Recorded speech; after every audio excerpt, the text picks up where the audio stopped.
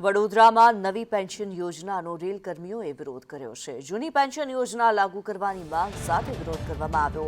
DRM office બહાર વિરોધ પ્રદર્શન કરવામાં આવ્યું। વેસ્ટર્ન રેલવે મજદૂર સંઘના નેજા હેઠળ આ વિરોધ કરવામાં આવ્યો છે। ભારે સૂત્રોચ્ચાર અને રેલી યોજી વિરોધ પ્રદર્શન પણ કરવામાં આવ્યું।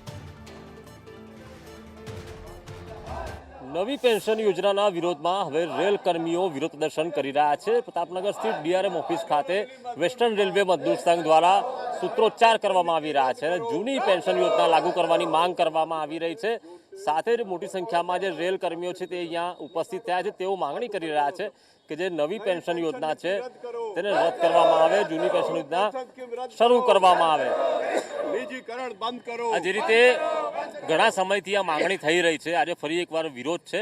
નિરાકરણ ક્યારે આવશે, શું લાગે?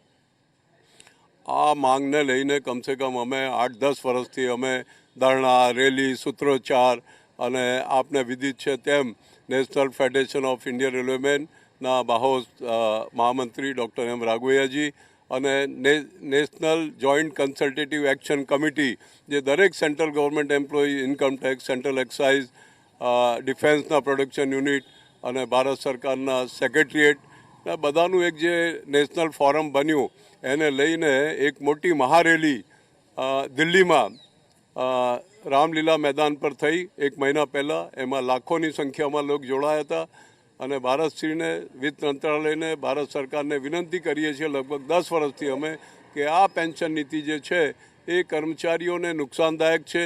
એમને ગેરંટેડ પેન્શન મળવાનું નથી, 50% પેન્શન, મિનિમમ પેન્શન મળવું જોઈએ અને બીજા ઘણા બધા જે લાભો છે જે જૂની પેન્શન સ્કીમમાં હતા એ આમાં નથી। એટલે આ પેન્શન નીતિ રદ થવી જોઈએ અને આમાં લગભગ 1/1/2004 પછી જે યુવાઓ નોકરીમાં આવ્યા ભારત રેલવેમાં અને બીજા સેન્ટ્રલ ગવર્મેન્ટ એમ્પ્લોઈઝના મહેકમામાં, એમાં લગભગ 6 થી 7 લાખ રેલવેમાં જ યુવાઓ છે।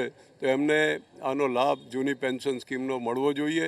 જૂની પેન્શન સ્કીમમાં ઘણા બધા લાભો હતા જે હું એનું વિસ્તૃતમાં ચર્ચા કરવા નથી માંગતો, પણ ભારત સરકારને નિવેદન છે કે અને આ પ્રમાણે જો અમે રદ નહીં કરે તો અમે હમણાં 21-22 તારીખે ફેડરેશન NFIના આદેશના હિસાબે વેસ્ટર્ન ઝોનમાં મેં અને ભાઈ શ્રી કાબરે અમે લોકોએ સિક્રેટ બેલેટ કરાવડાયું